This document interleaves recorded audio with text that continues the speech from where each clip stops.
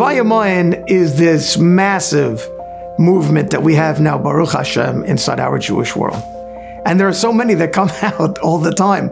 Who can follow all the Vayamoyens? But then, a few weeks ago, I saw Don Germazian, and it inspired me.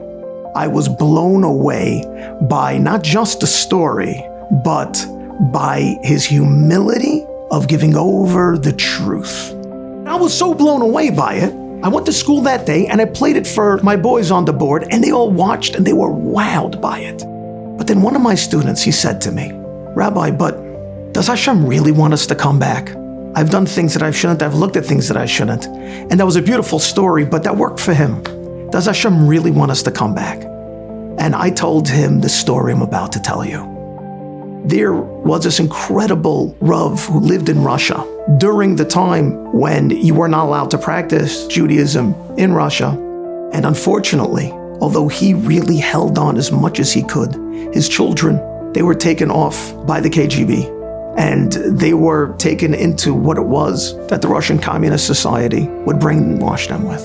They had sent letters home saying, we're done with your Neanderthalic way of life, your old way of looking at things. You can go back to the caves with your Jewish aspect. We're enlightened now. This rabbi eventually, he left from Russia when the Jews were liberated from there, and he came to Israel. And he would end up building an incredible Kiruv organization of Russians. 40 years later, he was once giving a shiur, and one of the Russians in the crowd had asked the same question that my student had asked me. Rebbe, I know there's a concept of tshuva, but I've done so many things.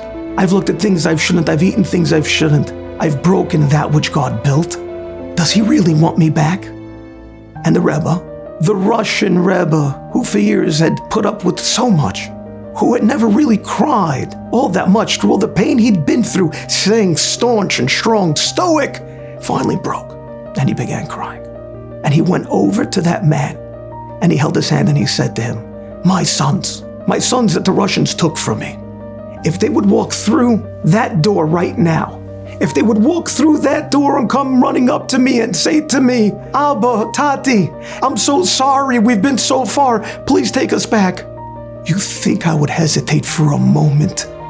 Or do you think I would grab them up, hug them and kiss them and say, all that matters is that you're here in my arms right now? I said to my student, Hashem is not saddened by the sin. Hashem is saddened if the sin causes you never to return.